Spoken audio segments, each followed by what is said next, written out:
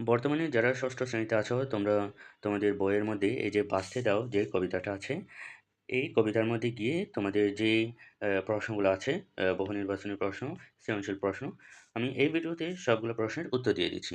দেখো তোমরা তোমাদের ৯০ পৃষ্ঠার মধ্যে যাও বইয়ের, এই যে এখানে নিচের দিকে দেখো, নিচের দিকে যে নমুনা প্রশ্ন দেওয়া আছে এই নমুনা প্রশ্ন উত্তর দিয়ে দিচ্ছি। দেখো প্রথমে বহু নির্বাচনী প্রশ্নের উত্তর দিয়ে দিব, তারপর সৃজনশীল প্রশ্নের উত্তর দিয়ে দিব। দেখো একের মধ্যে বলা আছে বাঁচতে দাও কবিতায় কোনটির পেছনে বালক ছোটে, ঘড়ির পেছনে। তারপর ২, ছোট্ট শিশু বাদলা দিনে ভিজছে শোকে। এরকম চরণ হলে বাঁচতে দাও কবিতার আলোকে পরের চরণটি কী হবে? ভিজতে দাও। তারপরে দেখো তোমাদের বইয়ের ৫১ পৃষ্ঠার মধ্যে দেখো এই যে উদ্দীপকটি পড়ে ও ৩ ও ৪ নম্বর প্রশ্নের উত্তর দাও। তাইলে এখানে একটা উদ্দীপক দেওয়া আছে, এই উদ্দীপকটা পড়ে আমাদের ৩ নাম্বার এবং ৪ নম্বর প্রশ্নের উত্তর করতে হবে। তাহলে দেখো, ছোট্ট মেয়ে ফাহমিদা মনের আনন্দে বৃষ্টিতে ভিজেছে। ফাহমিদার মা এ কারণে জন্য তাকে অনেক বকেছেন। কিন্তু ফাহমিদার বাবা ফাহমিদার মাকে বলেছেন, "ফাহমিদার মতো বয়সে আমি সকলেই বৃষ্টিতে ভিজতে চাইতাম।" শিশুর ক্ষেত্রে এটাই স্বাভাবিক। তাইলে এখানে ৩ নম্বরের প্রশ্নের মধ্যে বলা আছে, ফাহমিদার বাবার মানসিকতার সঙ্গে বাঁচতে দাও কবিতার সঙ্গতিপূর্ণ বক্তব্য হচ্ছে। উত্তর হবে এখানে, দেখো উত্তর ১, ৩ হবে ফুলকে ফুটতে দিতে হবে, তারপরে ৩ এর মধ্যে গুকুকে ডাকতে দিতে হবে। তার মানে উত্তর হচ্ছে রোমান সংখ্যা ১, ৩। এই যে উত্তর হবে খ। ঠিক আছে? রোমান সংখ্যা ১, ৩। তারপরে দেখো, বাঁচতে দাও কবিতার আলোকে ফাহমিদার মায়ের আচরণে প্রকাশ পেয়েছে কোনটি? এটা হচ্ছে প্রতিকূলতা। তারপরে দেখো তোমাদের একই পৃষ্ঠার মধ্যে নিচের দিকে দেখো, এই যে সৃজনশীল প্রশ্ন, এখানে ৪ টা প্রশ্ন দেওয়া আছে।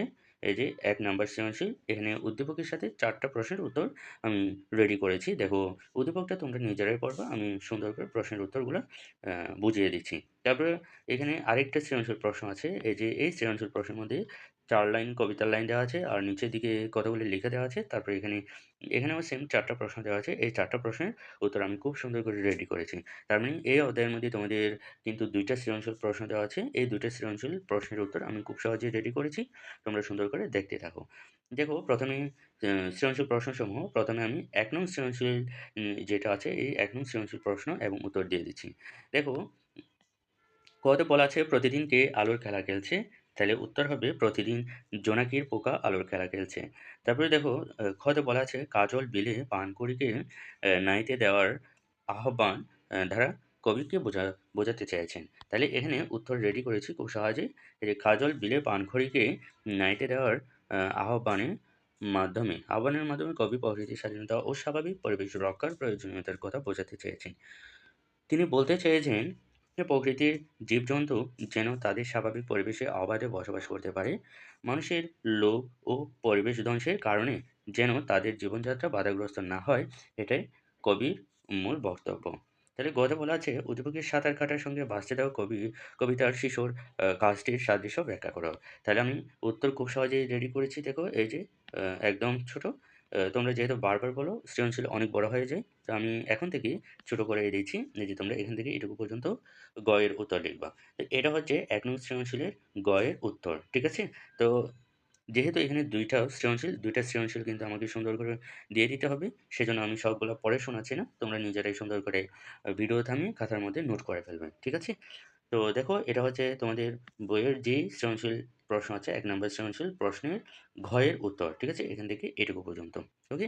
এরপরে দেখো ২ নং সৃজনশীল প্রশ্নসমূহ, এই যে ২ নং সৃজনশীল প্রশ্ন ও উত্তর আমি খুব সহজেই রেডি করেছি। দেখো, সুজন মাঝির কোথায় নৌকা বাইছে? সুজন মাঝি গহীন গাঁয়ে নৌকা বাইছে। এরপরে পড়তে দাও, ছুটতে দাও, এই কথাগুলো দ্বারা কবি কি বোঝাতে চেয়েছেন? এই যে পড়তে দাও, চড়তে দাও কথাগুলোর মাধ্যমে কবি শিশুদের স্বাভাবিক বিকাশ ও স্বাধীনতার কথা বোঝাতে চেয়েছেন। তিনি বলতে চেয়েছেন, যেমন ফুলকে ফুটতে দেওয়া হয় এবং নদীকে বাধাহীনভাবে চলতে দেওয়া হয়, তেমনি শিশুদেরও স্বাধীনভাবে বেড়ে উঠতে ও আনন্দে খেলাধুলা করতে সুযোগ দিতে হবে। তাদের স্বাভাবিক বিকাশে বাধা সৃষ্টি করা উচিত নয়।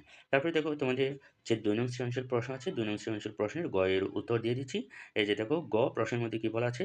দেখো, উদ্দীপকের মৃত্যুর সঙ্গে বাঁচতে দাও কবিতার শিশুর যে মিল রয়েছে তার বর্ণনা দাও। তাহলে এটার উত্তর হচ্ছে খুব ছোট করে দিয়েছি। এই যে এখান থেকে শুরু করে এটুকু পর্যন্ত। ঠিক আছে?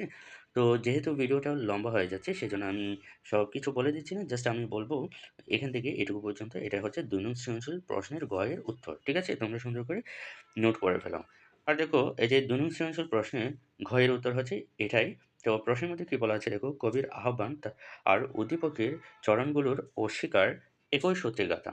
উক্তিটি বিশ্লেষণ করো। তাহলে এটার উত্তর হচ্ছে এই যে একদম ছোট করে দিয়েছি এখান থেকে এটুকু পর্যন্ত। এটাই হচ্ছে ২ নং সৃজনশীল প্রশ্নের ঘ এর উত্তর। ঠিক আছে?